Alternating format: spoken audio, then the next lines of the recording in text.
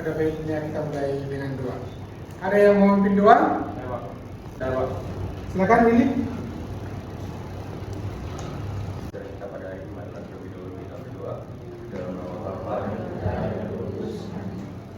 Selamat pagi Bapak, selamat pagi Yesus, selamat pagi Roh Kudus. Kembali kami mengucap sampaikan kepadamu dengan pengantaran Kristus Tuhan Juru Selamat kami. Amin. Dalam nama Bapa dan Amin. Baik, terima kasih. Oke, selamat pagi semua.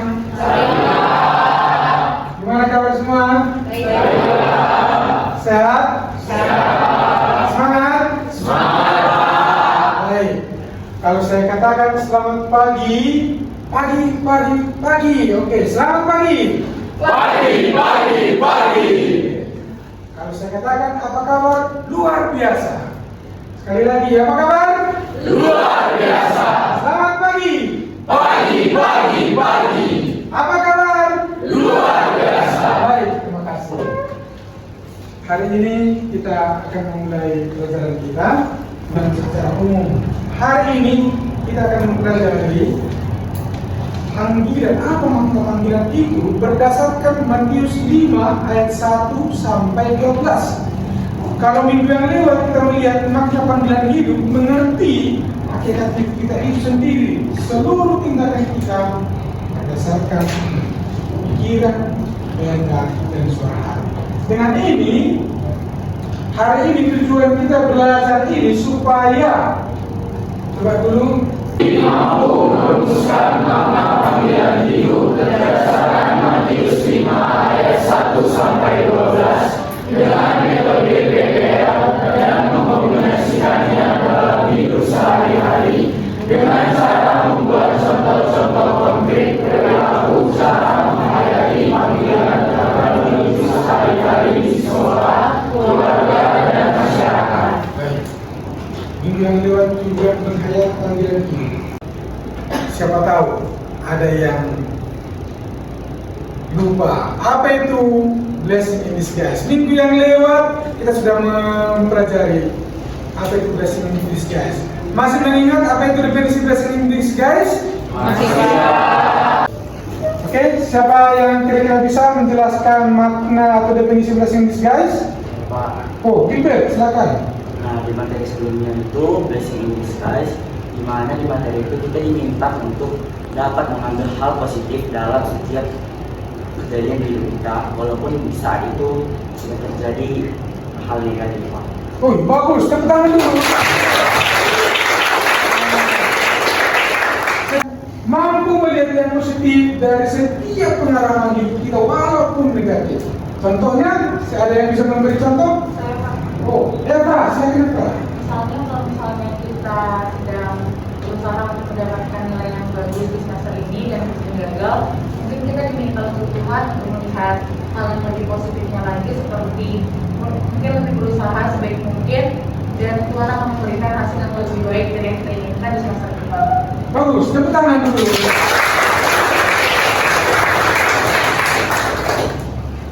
Sekarang kita akan masuk materi panggilan hidup menurut Matius 5 ayat 1 sampai 12. Coba Bapak tanya. Apakah orang kaya sudah pasti bahagia? Tidak. Oke, apakah orang miskin sudah pasti tidak bahagia? Kenapa? Anastasia. Jadi alasannya itu menurut saya karena orang kaya belum tentu bahagia, karena ada aja kayak masalah hidupnya, kayak masalah keluarga mungkin atau persoalan hidup yang lain, tapi memang dia kaya. Jadi menurut saya kekayaan itu tidak merupakan kebahagiaan seorang. Harus bertahan. Orang miskin, orang kaya terus mengacu kepada tujuan hidupnya seperti yang sudah kita jelaskan di video ini. Nah, sekarang coba semua perhatikan video ini. Habis itu nanti kita akan buat game. Akan saya tanya satu persatu. Oke, siap? Silakan perhatikan video yang berikut.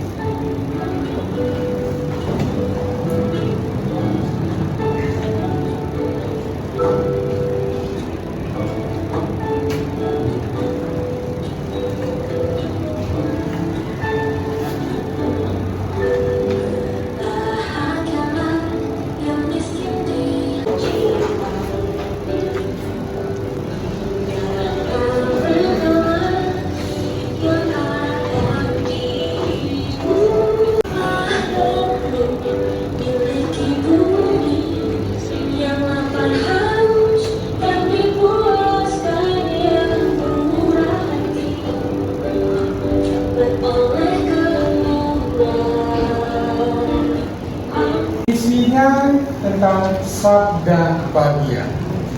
Seperti yang Bapak katakan tadi, saya akan mengenalnya satu persatu. Kita sudah menganalisis video yang baru saja ditampilkan. Bukti dari analisis itu saya akan bertanya. Tapi saya tidak memilih dengan game. Silakan cara gamenya yang disebut dengan game door.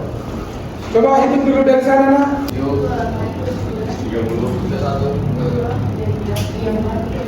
35. Oke, di urutan kelima jangan dikatakan 5. Diganti dengan door.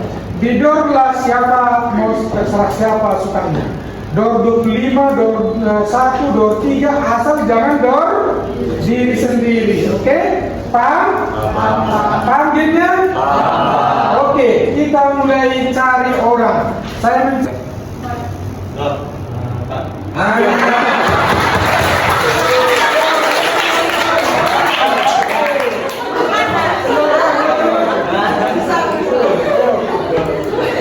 dengan ini, anak-anakku sekalian, dengan ini 1, 4, 6, dengan ini tambah larangan. Jangan door si 8. Nah, dari si 17.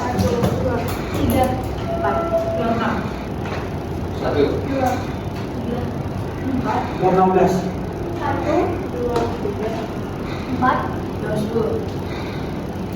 2. 3.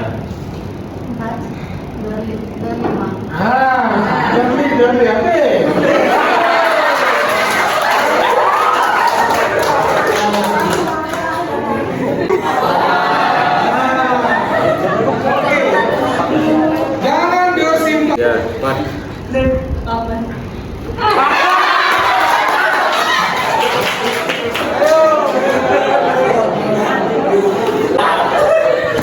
Tambah jauh. Jangan dosim. 11. 1, 2, 1, 2.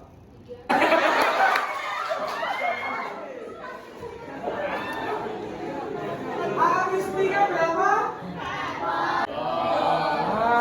Oke. Jangan door lagi sih. 10. Door 20. 23.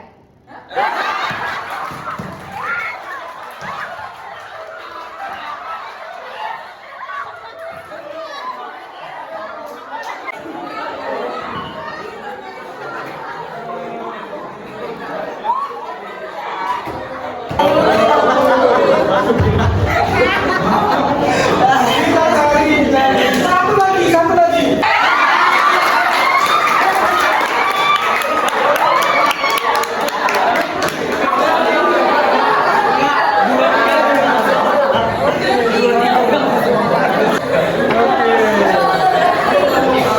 Tepuk tangan dulu untuk mereka. Sekalian, tadi sudah kita selesaikan gamenya. Gimana gamenya tadi? 20. Tadi Lukas. Apa kata-kata kunci yang terdapat dalam lagu tadi, video?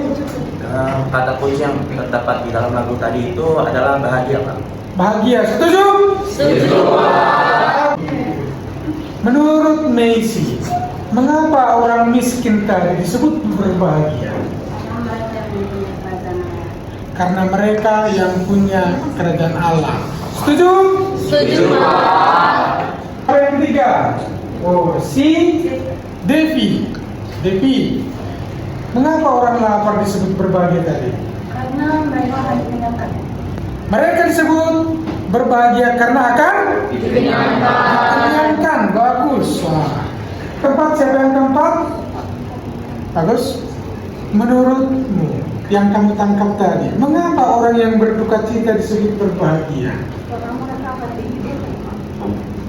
Katanya orang yang berduka cita akan disebut berbahagia karena mereka akan hidup. Yang kelima, siapa yang kelima? Oke, bagus. Yang 20 ya. Oke, mengapa orang lemah disebut berbahagia? Karena mereka akan mempunyai kerajaan Allah. Karena mereka akan mempunyai kerajaan Allah. Setuju? Setuju, Pak. Nah, ini dia. Ditutup dengan perempuan, sepasang si jodi. Dimulai laki-laki dan ditutup dengan Perempuan. Mengapa orang yang suci hatinya berbahagia? Nah? Karena mereka yang mempunyai kerajaan Allah. Karena mereka yang punya kerajaan Allah. Bagus, tepuk tangan dulu.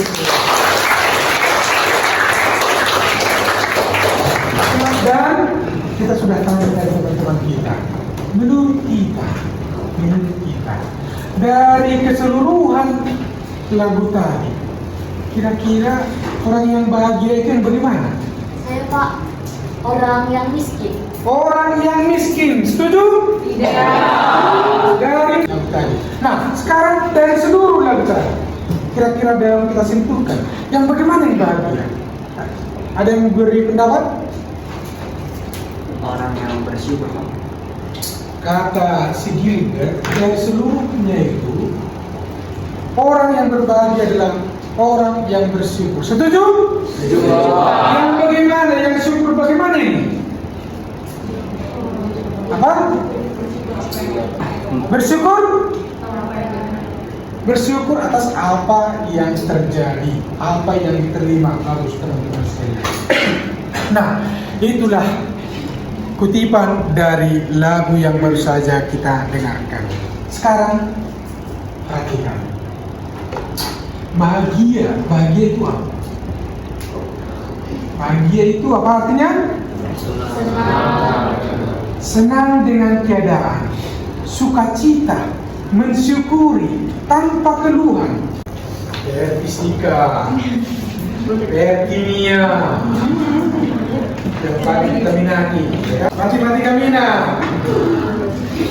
Dikasih soal, kerjakan 50 soal, senang semua. Dikasih lagi habis itu masuk les fisika, kerjakan tugas 20 soal. Yeay.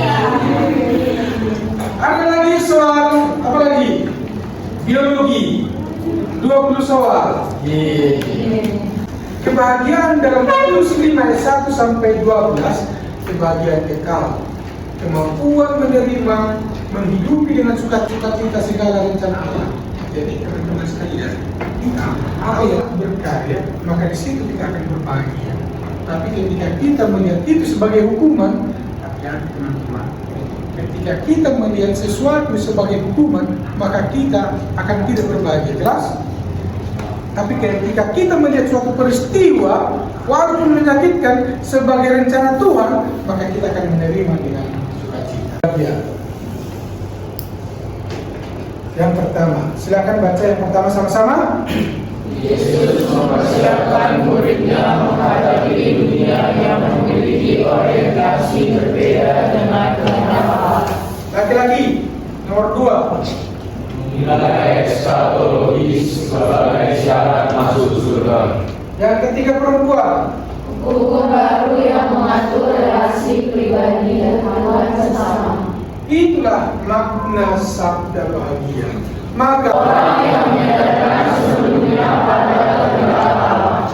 ini yang berbahagia.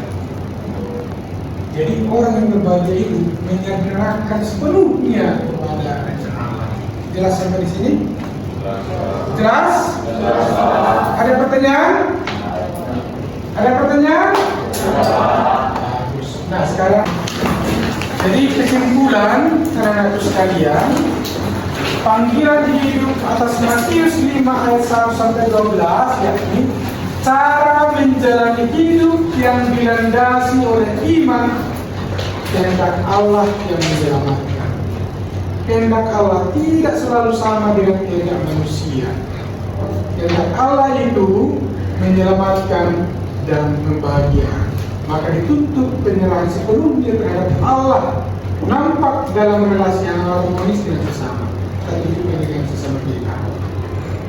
Oke, sekarang catat, coba catat tugas di rumah. Mau difoto pun silakan. Nah, itulah pertemuan kita hari ini, teman-teman, anak-anakku sekalian, tentang sabda bahagia menurut apa tadi? Semoga kita berbahagia dalam hidup, selamat berbahagia dalam menjalani hidup. Oke? Baik, anak-anakku sekalian, begitulah penjelasan dan pembelajaran kita hari ini. Maka selamat berbahagia. Oke, tepuk tangan dulu.